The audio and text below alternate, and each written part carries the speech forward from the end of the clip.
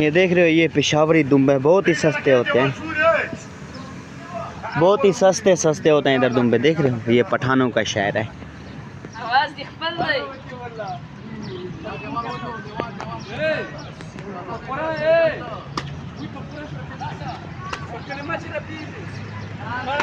देख रहे हो, इधर मंडी लगती है पेशावर शहर में। छोटे हैं, छोटे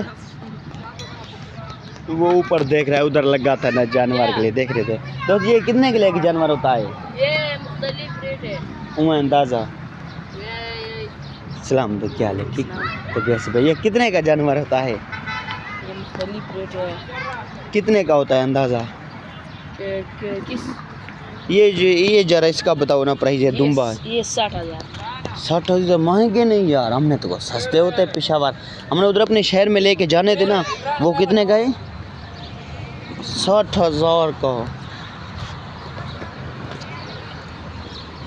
देख रहे उधर भी मंडी लगी हुई है, उधर भी सामने लगी हुई है, सामने देख रहे।